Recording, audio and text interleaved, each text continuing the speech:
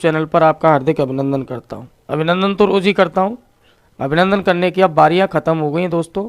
एक चीज़ याद रखना, कल अपन जिस टॉपिक में चल रहे थे आपने कुछ उसमें चीज़ें सीखी थी, ज़रा आप ध्यान देना। कल मैंने आपको छोटी छोटी चीज़ें सिखाई थी और छोटी छोटी चीज़ों में मैंने एक ही पॉइंट सिखाया था आपको बेटा, और वो पॉइंट क्या था तो आपको ध्यान होगा। मैंने आपको सिखाया था कि बेभौतिक राशियाँ जिनके मात्रक बड़े होते हैं बेटा, याद रखना उनके सदैव परिमाण छोटे होते हैं, और जिन भौतिक राशियों के परिमाण बड़े होते हैं बेटा याद रखना उनके मात्रक कैसे होते हैं, छोटे। सबसे पहले तो बेटा मैं विद्यार्थी आप सभी से अनुरोध करना चाहूँगा कि ज़्यादा से ज़्यादा संख्या में लाइव आया करें, जिससे हम भी क्या है कि थोड़ा सा मन लगाकर पढ़ाएं, आपको बहुत मज़ा आएगा दोस्त, है ना। आप लोग कोशिश कीजिए और भी विद्यार्थियों को शेयर कीजिए वीडियो, और आपने जितनी उम्मीदें लगाई हैं उससे कहीं ज़्यादा उम्मीदों से पढ़ाया जाएगा आपको। आप देखिए अब, है ना। पहले तो अपन है ना फालतू की बातें सारी बंद करके टॉपिक की तरफ चलते हैं, फिर उसके बाद अपन आनंद लेंगे बीचों बीच। क्लियर। मैंने आपको पहले भी बताया था सर अपन जो पढ़ने जा रहे हैं ध्यान देना। कल अपन ने एक छोटा सा कंसेप्ट पढ़ा था, और कंसेप्ट के अंतर्गत मैंने दो चीज़ों में रिलेशन बनाया था। ध्यान देना बेटा, कौन कौन सी चीज़ों में बनाया था। तो अगर कोई भौतिक राशि है सर उसका परिमाण n है।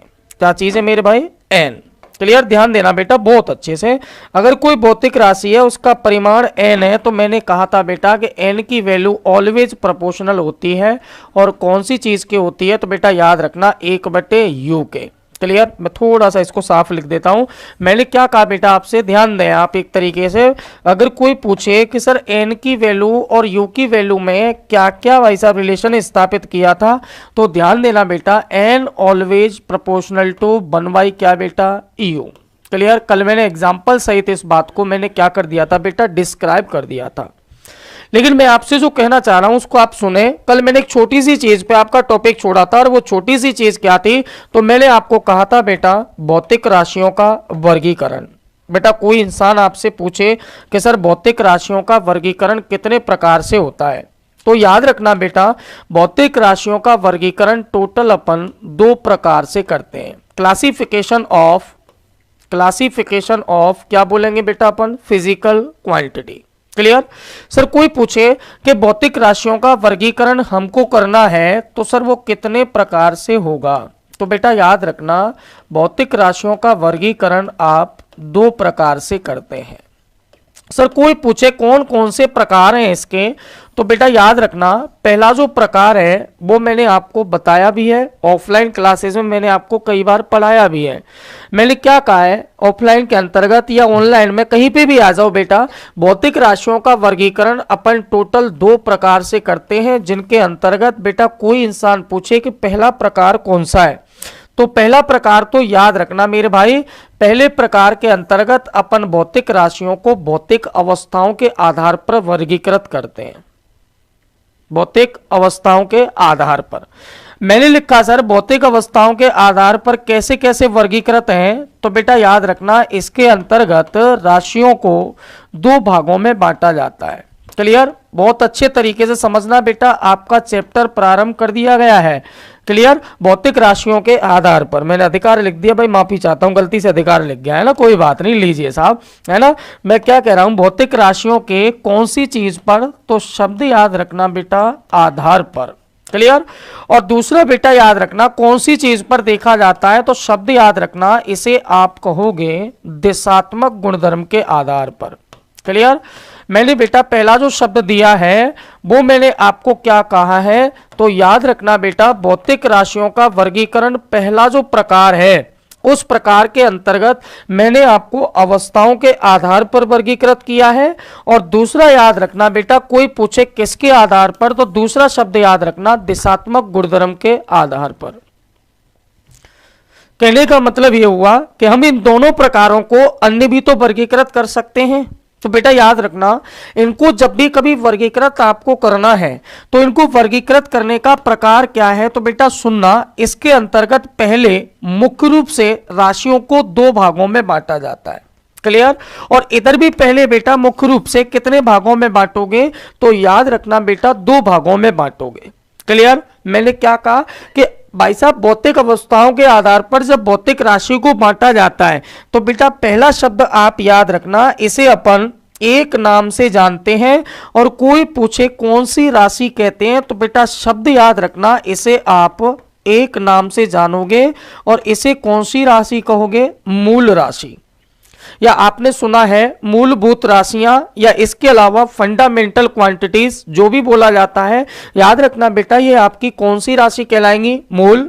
और दूसरी जो होती है बेटा इन्हें अपन एक नाम से जानते हैं, कोई पूछे कौन सी राशि तो शब्द याद रखना बेटा व्युत्पन्न राशि।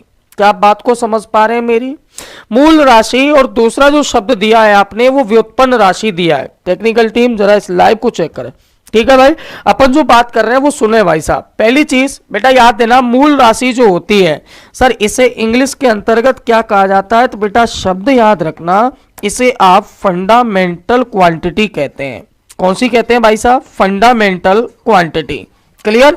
और सर इधर कोई पूछे कौन सी है? 8170, तो इसको क्या बोलेंगे? तो बेटा इसे अपन डेराइव्ड क्वांटिटी बोलेंगे। क्या आप बात समझ में आ गई आपके? क्लियर भाई साहब? मैंने आपको दोनों बता दी। इधर बेटा कोई पूछे कौन कौन से प्रकार हैं, तो पहला प्रकार याद रखना बेटा, इसे आप एक नाम से जानोगे और इसे कौन सी राशि कहोगे?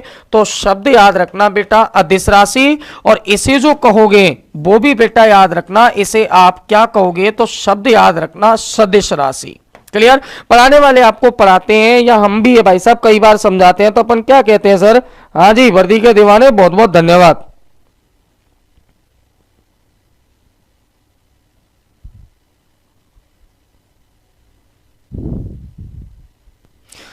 मेरे बहुत सारे भाई लाइव आ चुके हैं। साहिल खान को भैया नमस्कार, पूरनचंद यादव जी को तहे दिल से नमस्कार, शानदार।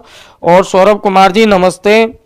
ठीक है भाई, पूरनचंद जी के बाद बेटा ये अंसार डीमरोड जी को तहे दिल से नमस्कार। एटीट्यूड बॉय हाय, आप कैसे हो? ठीक है ना भाई। इसके बाद बेटा वर्दी के दीवाने 2222, हाँ दे रहा है ना कोड वर्ड धुआंधार, यहाँ भी नहीं डट रहा बेटा, रुक जा भाल ले।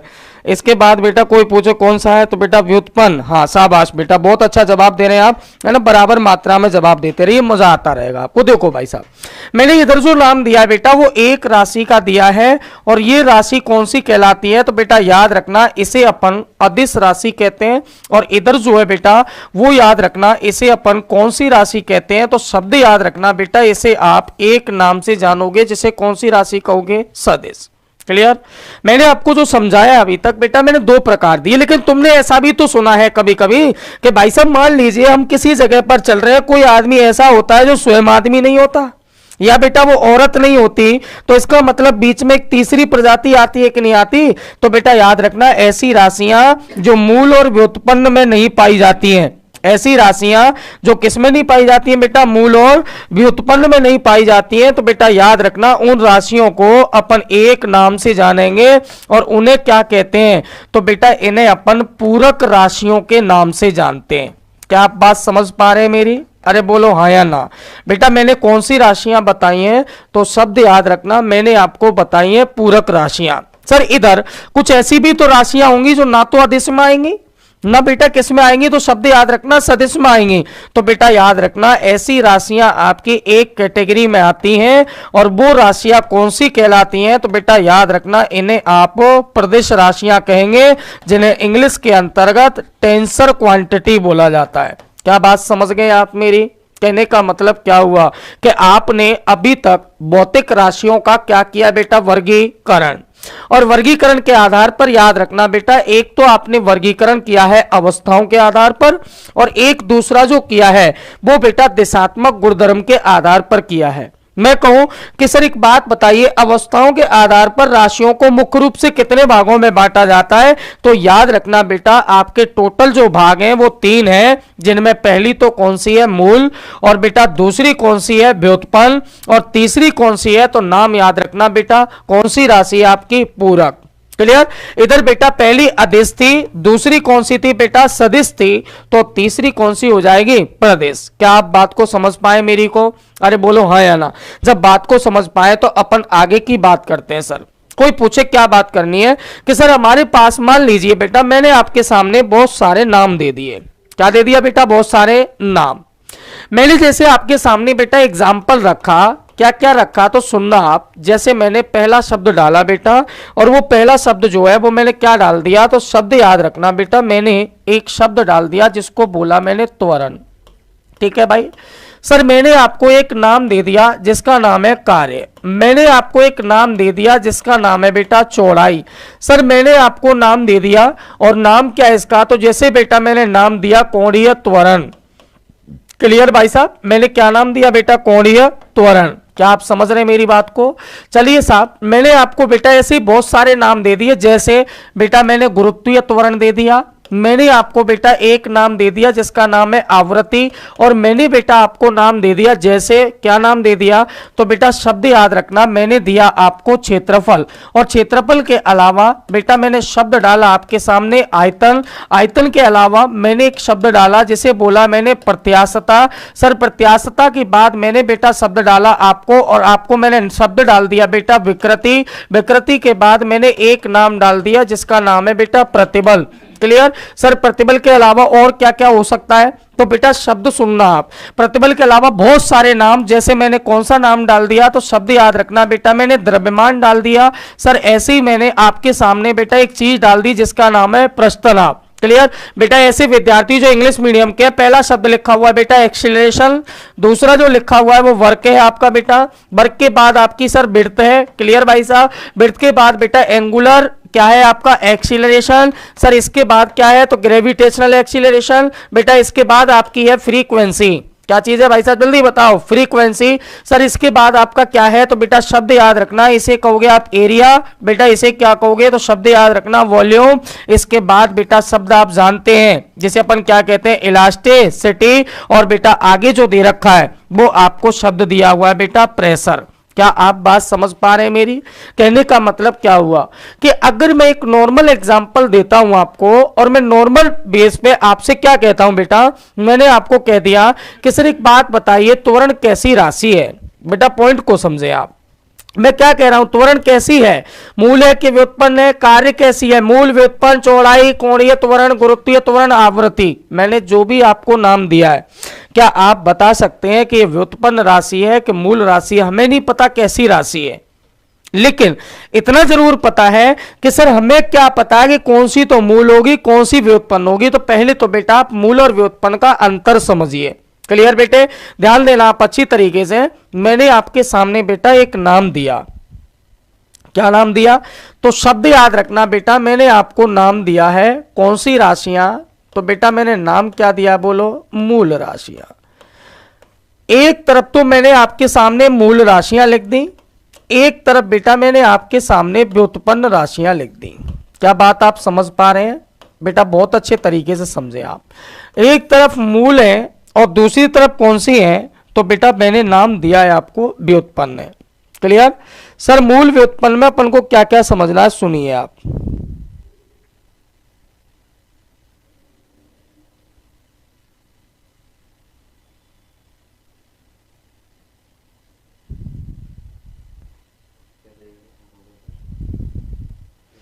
बोर्ड से नीचे लिखना पड़ेगा। हाँ भाई चलो देखो भाई साहब, बेटा कोई पूछे मूल है और दूसरी कौन सी है, व्युत्पन्न। बेटा कोई इंसान आपसे पूछ ले कि सर मूल और व्युत्पन्न क्या है, तो बेटा सुनिए आप, मैं आपको बहुत बढ़िया उदाहरण देता हूं। मान लो ये आपका कोई एक शब्द है बेटा जिसको मैंने नाम लिखा है हमसफर। क्या नाम लिखा है बेटा, हमसफर। ठीक बेटा, हमसफर के ऊपर कौन होंगे, आप होंगे। समझना बेटा बहुत अच्छी तरीके से। आजकल के हमसफर थोड़े से बेकार हैं, लेकिन एग्जाम्पल जो है बेटा वो सिलेक्टेड है। सर हमसफर के हो सकता है कल बेटा कौन होंगे, तो आप जानते हो बेटा कौन होंगे, जल्दी बताओ, बच्चे। क्लियर? कहने का मतलब एक कोई परिवार है जिसके अंतर्गत आप मुखिया हैं। किसका कार्य कर रहे हैं भाई साहब, जल्दी बताओ, मुखिया। और ये आपकी मोहतरमा है जिसे आप क्या कह रहे हो, तो बेटा शब्द याद रखना, मैंने आपको हमसफर बताया है, बहुत अच्छे तरीके से समझना, ये मोहतरमा है। क्लियर? सर इसके बाद मैंने आपको क्या कहा कि ये आपका सर किया हुआ कर्म या कर्म फल है बेटा, जिसे अपन क्या बोल रहे हैं, तो शब्द याद रखना बेटा, बच्चे बोल रहे हैं। क्या बात समझ पा रहे हैं आप? तो सुनना आप बहुत अच्छे तरीके से। अगर मान लीजिए इस बच्चे को कुछ लेना है, तो बेटा ये माताजी से कहेगा, और माताजी बेटा आपके पास ये मैसेज किसको पहुंचाएंगी, आपको। तो एक बात बताओ बेटा, ये आपके ऊपर दोनों के वो दोनों क्या कर रहे हैं बेटा, डिपेंड कर रहे हैं। क्लियर? कहने का मतलब क्या हुआ कि ये दोनों के दोनों आप पर क्या कर रहे हैं बेटा, निर्भर। क्लियर? लेकिन अगर कोई कार्य आपको स्वयं अकेले करना है, कैसा करना है बेटा, अकेले, तो क्या आप बताओ, आप इनसे पूछोगे क्या? नहीं। अगर प्यार है तो पूछ सकते हैं, बाकी तो बेटा नहीं पूछते, अपन सीधा ही कहते हैं। आपको किसी भी शादी में जाना है या कुछ भी करना है तो आप डायरेक्ट रिजल्ट देते हो कि मैं आज घर पे नहीं आऊंगा और भाई साहब याद रखना आप मेरे लिए खाना मत बनाना। आदेश देते हो या रिक्वेस्ट करते हो? आदेश देते हो। कहने का मतलब क्या हुआ, सर मैंने आपका जो स्थान लिया है वो बेटा अपनी इन राशियों में कौन सी राशियों से जोड़ा, बोलो, मूल। और बेटा जो आपके ये दो जोड़े हैं भाई साहब, इनको मैंने किससे जोड़ा है, तो शब्द याद रखना, व्युत्पन्न राशियां। कौन सी राशियां भाई साहब, व्युत्पन्न। बहुत अच्छे तरीके से समझे। पहला तो मैंने कहा है आपको मूल राशियां, और दूसरी जो कही है बेटा मैंने व्युत्पन्न राशियां। और मैंने क्या कहा कि आप और आपका हमसफर और आपके बच्चे, बेटा आपके बच्चे और हमसफर आप पर हमेशा क्या करते हैं, निर्भर करते हैं। जबकि बेटा याद रखना आप स्वयं क्या इन पर निर्भर करेंगे क्या, नहीं। तो बेटा याद रखना मैंने क्या कहा आपसे, ऐसी कोई राशियां मैंने बेटा आपका जो शब्द जोड़ा है वो किससे जोड़ा है, मूल से। क्लियर?